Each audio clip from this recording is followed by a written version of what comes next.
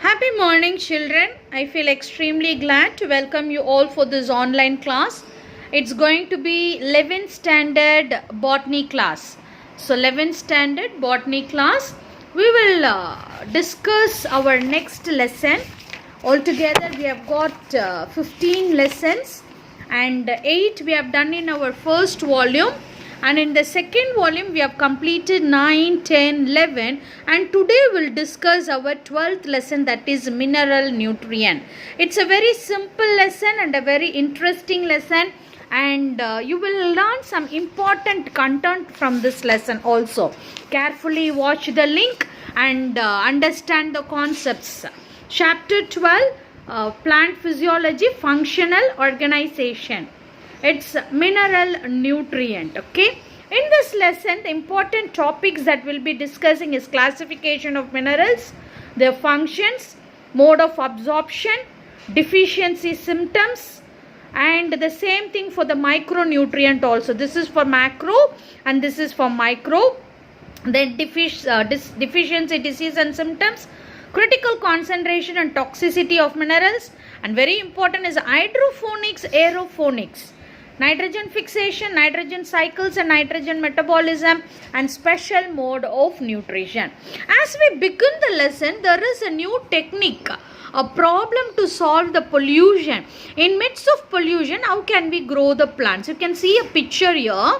It is in the water and we have made a tray made up of bamboo. Over that we have added the styrofoams, a foam sheet, and on that we have taken a gunny bag, sakupai, and over that pebbles are added and the plant is allowed to grow on it, so that pollution is not affecting the plant and it is not entering into it. So this is called floating treatment wetland. Okay, this is called floating treatment wetland, FTWS, and it is a very important thing to control the pollution, and this is the recent method which is adapted for a plant's betterment. Okay, now we'll move on to the topic. As we have discussed before, you will be learning the classification, their functions, deficiency, disease and symptoms, nitrogen metabolisms, and mode of nutrition.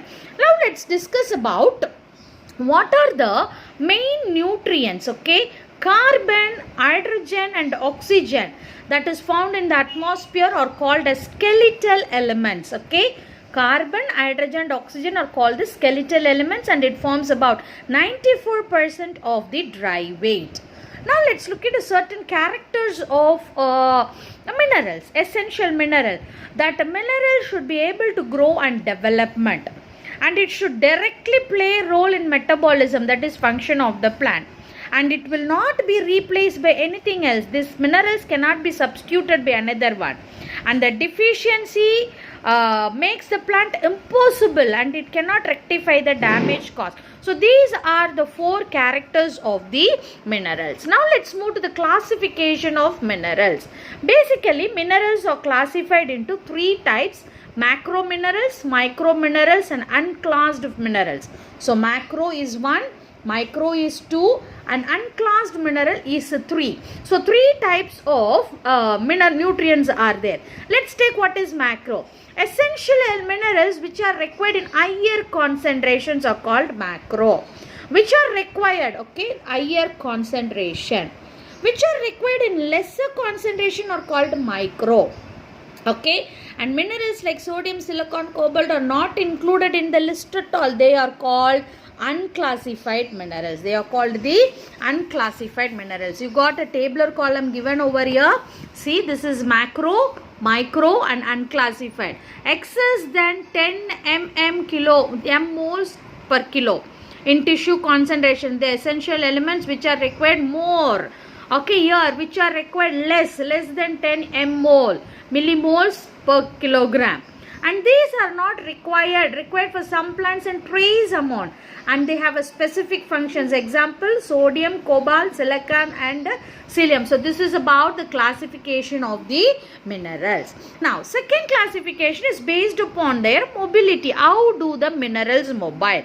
Basically mobile minerals and immobile minerals. You can find 2 pictures given. Here the older leaves are there and young leaves are there. The same thing over here. Let's see, if you observe when the deficiency symptoms appears first, you will notice difference in older and younger leaves. It is mainly due to the mobility of the minerals. Based upon this, how the minerals move, it is classified into two types. One is actively mobile minerals, the other one is relatively immobile minerals. Mobile means which keeps moving. Okay, relatively immobile means they which do not move at all. Okay, the minerals will get stuck to one place only. You can see here the minerals is stuck to this leaf alone, the older leaf alone, but it is not passed to other leaves. The minerals has not grown. As a result, the plant is not having a healthy life. It has got some deficiency. So it is called immobile minerals. But here you can find the minerals has moved to all parts of the leaf. You can find the minerals here in this leaf. It has moved to all the parts of the plant. Therefore, it is called the mobile minerals. So minerals moving. So you can find that nitrogen, phosphorus, potassium, magnesium, chloride, sodium, zinc and molybdenum, they are mobile minerals and first appear in the old and senescence and movement to the younger leaf. Relative, they appear first on the younger leaves due to immobile nature of the minerals. Because this deficiency is occurring due to deficiency of minerals. Minerals has not gone to the younger leaf. Minerals அங்க போகாததுனால அங்க குறைபாடுகள் ஏற்படுகிறது. ஏன் போலனா due to immobilization. The third classification is based on their function. Structural component mineral, because they are involved in the structure. Enzyme function, these minerals take point in the enzyme. Osmotic potential, because they take place in the maintenance of the osmosis. Energy component, which take place in the energy. Let's look into the minerals here. Structural minerals are carbon, hydrogen, oxygen, nitrogen. Already I have told it is called skeletal. Okay, in the beginning we discussed skeletal. Enzyme functions. Enzyme, you can see molybdenum is essential for nitrogenous enzyme. Okay, then zinc is an important activator for alcoholic dehydrogenase and carbonic anhydrase. Magnesium is activator for RUBP carboxylate oxygenases and PEP carbo. So these are the minerals which are taking place in enzymatic activity. Next, coming to osmotic potential, for the turgidity, the stomata opens because of the osmotic pressure. So this osmosis is maintained by the mineral potassium. Then energy component is a very essential one are magnesium and the phosphorus. Because of these two only the ATP is generated. The last function is based upon the mode of absorption. We are going to study the types of minerals. We'll go into the two types. One is macronutrient. Macronutrient consists of nitrogen, phosphorus, potassium, calcium, magnesium, sulfur. So these are the macronutrient. Then coming to the micronutrient, you got iron, manganese, copper, zinc, boron, molybdenum, chlorine, nickel. So these are the micronutrients. So based upon their functions and deficiency, we have got a table over here. Okay, this chlorosis means the leaf will lose the green color. Green coloration will disappear because of the deficiency of nitrogen, potassium, magnesium, sulfur, iron, manganese, zinc and molybdenum. The leaf will turn yellowish in color. Interveinal chlorosis. This yellow color will appear only in the veins, in between the veins. Okay, then it's caused by magnesium, iron, manganese and zinc. Marginal chlorosis, on the leaf margin alone you will have the yellow color. It is due to potassium. Necrosis, the tissue gets dead. It gets decayed. Okay, death of the tissue. It's because of manganese, potassium, calcium, zinc, molybdenum and copper. Stunt growth. The growth will not take place. The plant will become very short. Okay, வளர்ச்சி இல்லாமல் இருக்கும். This is because of nitrogen, phosphorus, calcium, potassium and sulfur. Anthocyanic anthocyanin formation. You will find reddish colors or brown color or blue, dark blue in color. This is because of nitrogen, phosphorus, magnesium and sulfur. Delayed flowering. The flowering will not be produced in the seasons. Immediately after the fertilization, flowering should take place. It will be delayed because of deficiency of nitrogen, sulfur and molybdenum. Dieback of shoot. Okay, the shoot will die. Reclamation disease. Exanthemic in citrus. It is due to copper. Let's look into what are these diseases. Reclamations of the shoot. You will find it in once again let me reclamations of the shoot. You will find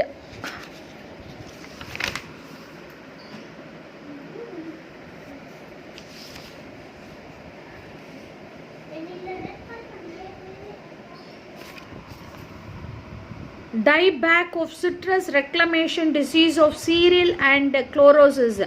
This exanthema in citrus. Okay, all these are the deficiency disease which we get due to the copper. Copper causes this diseases. Okay, so these are the diseases which is caused by copper. Hooked leaf tip. That leaf tip will not have good margin. Instead, they will bend like a hoof. It is due to calcium deficiency. Little leaf. The leaf will become very little due to the deficiency of zinc. Brown heart of turnip. When you cut the turnip or when you cut an apple, inside you will find some brown color region. Okay, you can find very much in the apples. That is due to deficiency of boron. Whip tail of cauliflower and cabbage. Okay, they will have fiber like substance which is called molybdenum due to the deficiency of molybdenum. Curled leaf margin. Leaves are curled. Okay, surundirukum due to the deficiency of potassium. So these are the various diseases and the deficiency caused by the macro and micronutrient.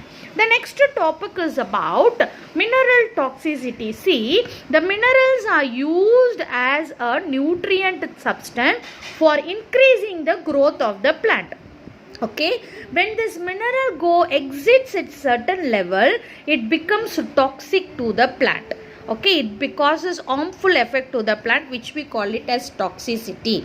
Increased concentration of manganese. When manganese is more applied, it becomes manganese toxicity. The symptoms of manganese toxicity are appearance of brown spots around the chlorotic veins. Aluminium toxicity. When aluminium is given more than the required amount, it precipitates nucleic acid, inhibits ATPase. So these are the things, and it also inhibits the cell division, binding of plasma membrane with calomodulin. So these are the two toxicities. When the amount of nutrient is more than the normal thing, it is called toxicity. Fine. Now, very interesting and important thing is hydroponics and aeroponics. As children, you would have done this experiment in 10th standard for your projects or exhibition. Okay, so here hydroponic, you can find the picture. A container is taken. To one end of the container, you got an air inlet. Air pump is there. The air pump keeps coming inside, giving out oxygen to it. And another thing, you can find water circulation. Water is being taken in and given out. Water outlet is there. And this container is filled with water and it is covered with a wooden plate. To the wooden plate, the parts are inserted such that the roots are dipped into the water. Okay, the roots are dipped into the water and the parts are kept on the top. The plants keep going. There is no soil in it. To this water, we add the mineral. Whatever mineral we want, we add the mineral which are necessary for the plant to grow. Okay, the water circulating pump with air pipe and air bubbles are there. Air pump is there circulating oxygen inside, and the water is added with a nutrient that is essential for the growth of the plant, and the plants are kept over. So this growth of plant do not have any soil content. Soil contains nutrient, but instead of soil we are taking the water containing the nutrient. So the plants are kept and the plant is allowed to grow. This is called as hydroponics. Okay, this technique, in hydroponic, roots are immersed in the solution containing nutrient and air is supplied with the help of the tube. And this was found out by von Sack. The solution is called a SNOP solution and Aron and Saglot solution, and this term hydroponics was coined by Jorik, and it is a commercial technique. This hydroponics is also known as soil-less culture. The next one is called aeroponics. This technique was developed by Soifer Ethel and David Derber.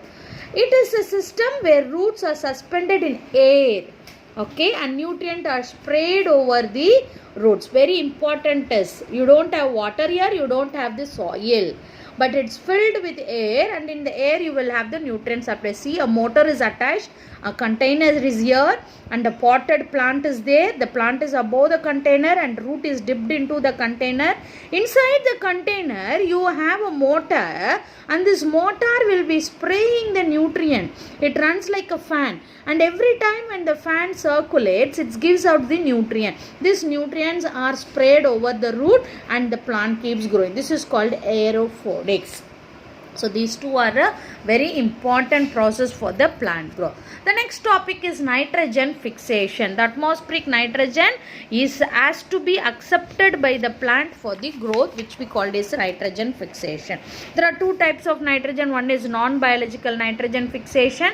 The other one is biological nitrogen. Non-biological is without the living organism, that is by chemical process and electrical discharge like lightning. Biological nitrogen fixation is by using the bacteria, fungi and algae. Okay, symbiotic nitrogen, where they undergo mutual relationship, that is making nodulization in the roots. You can find rhizobium, it is a bacteria. This bacteria is found in the leguminous plants, that is all pulses plants. Okay, in the pulses, in the lower class you would have learned it. Okay, in the pulses plants and the root you will find a nodule. This is called the root nodule. This nodule is formed by the rhizobium. What happens is, the legume plant secretes phenolic, which attracts rhizobium. The root secretes a substance. Okay, are you listening? It secretes a substance called phenolic. This phenolic attracts the bacteria rhizobium. When rhizobium reaches the rhizosphere, means the area near the root. So when bacterium reaches the rhizosphere, they slowly enters the root hair and infects the root hair and leads to curling of the root hair. Okay, the phenolic acid is here to this area. The bacterium is reaching, the bacterium slowly comes to the root hair, enters in and forms a curl and gets inside. Infected thread grows inward and separated by infected tissue to the normal tissue. The membrane bound bacterium is now called the nodules. Ipa the bacteria nodule, and it is also called as bacterioids. Okay, and the cytokine from the bacteria and auxin from the promote cell division. Now the cell keeps on dividing and it starts to spread. This is about symbiotic association in the legumes. In non-legume plant also the association takes place. Example, Frankia, Casuarina, Cabilus. And you can find the other algae and fungi taking this role also. You can find the names of this. Okay, anaerobic Clostridium, photosynthetic Chlorobium and Rhodospirillum, chemosynthetic Disulfovibro, free-living fungi yeast and Pollinaria, and Cyanobacteria, Nostoc and Anabena. Okay, so these are the various types of symbiotic association. Now let's move to the next, nitrogen cycle. The first step in nitrogen cycle is fixation. Just now we have learned the atmospheric nitrogen are fixed into the plant through the. This is done by a pigment called leg hemoglobin. Okay, to increase the anaerobic condition, a pigment called leg hemoglobin is synthesized in the nodules and which attracts the bacteria, and the bacteria makes a nodule over there. Okay, and this attraction is like that. The triple bond N which goes in and the one N is removed and it attracts with the hydrogen, and you can find ammonia formation. N, 3 bond N, 2 bond is bonded with N and 1 bond with the H. So 3 bond இருக்கு. அடுத்தது பார்த்தீங்கன்னா இன்னும் ஒரு N bond போயிட்டு 3 bond ஆயிடுச்சு. N இங்க 3 ஆயிடுச்சு. Now NH3, this is called the ammonia is formed. Ammonia is left into the soil. So for this, first fixation takes place. After fixation, nitrification, where ammonia is converted to nitrate by Nitrosomonas bacteria. The next is nitrate assimilation, the process by which nitrate is reduced to ammonia. nitrate type ammonia which is called as nitrate assimilation. The fourth step is ammonification, decomposition of organic nitrogen into the plants and into ammonia is called the ammonification. So 4 steps are there, and the last step is denitrification, where the nitrate in the soil are converted back to the atmosphere. So first step we started with nitrogen fixation, where the atmospheric nitrogen is converted to a nitrate which is accepted by the plant. The last step, the plant accepted nitrate is again converted to the atmospheric nitrogen. So these are the various steps. The next one is nitrogen metabolism. Reductive animate. The another one is transaminate, which you can learn in our class. Now let's move to the special mode of nutrition. Very interesting. Mode of nutrition is taking in of food. There are 2 types. One is called the autotroph. The other one is called heterotroph.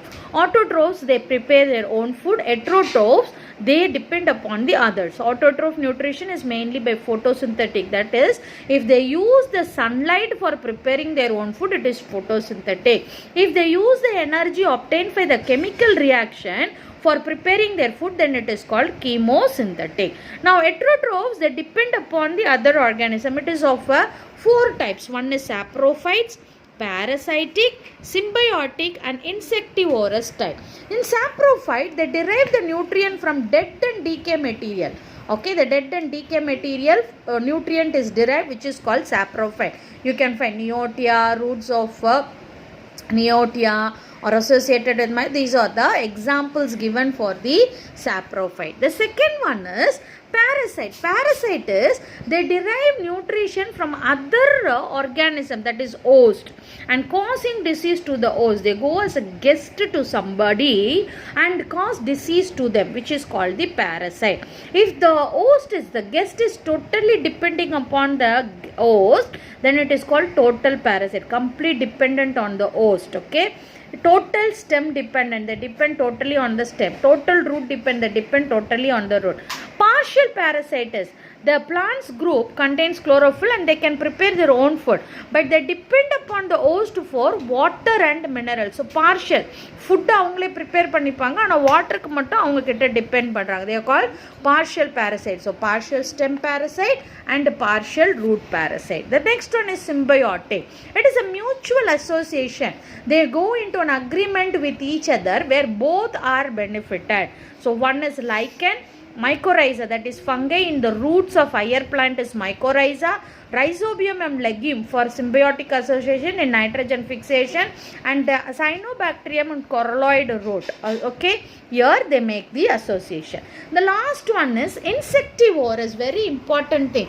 Children, insectivorous means eating upon, feeding upon the insects. Usually plants have the ability to feed, but whereas plants do not. But this is a unique character where plants take in the insects. So plants are growing in nitrogen deficiency, they take up the insectivorous habitat to resolve the nitrogen. First plant is Nepenthes, Drosera, Utricularia and Diona. First let's start with the Nepenthes. Okay, Nepenthes. This is Nepenthes. You can find a picture like a bottle like with a lid. Okay, inside you can find many thorn like structure.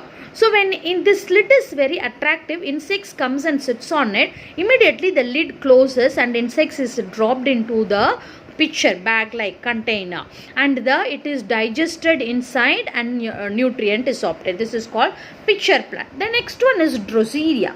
Here Drosera is a sundew plant. It has got a shiny surface, and when sunlight hits on it, it looks as if they are having many dew, honey or tasty substance like that. So what insects do is they come and sit on this honey dew to suck the honey, but actually it is not honey, it is just a glitterness due to the sun.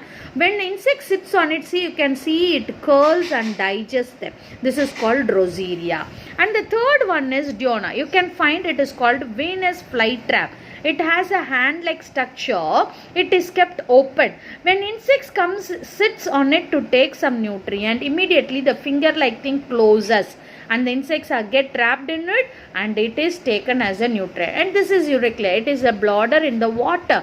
You can find a balloon-like structure over it, and the insects gets inside and get trapped. So these are the various types of insectivorous modes of nutrition. Children, with this I've discussed all the topics of lesson 12. Go through the video and go through your lesson, learn the concepts. If at all you have any doubt, you can ask me in the group. Thank you, children.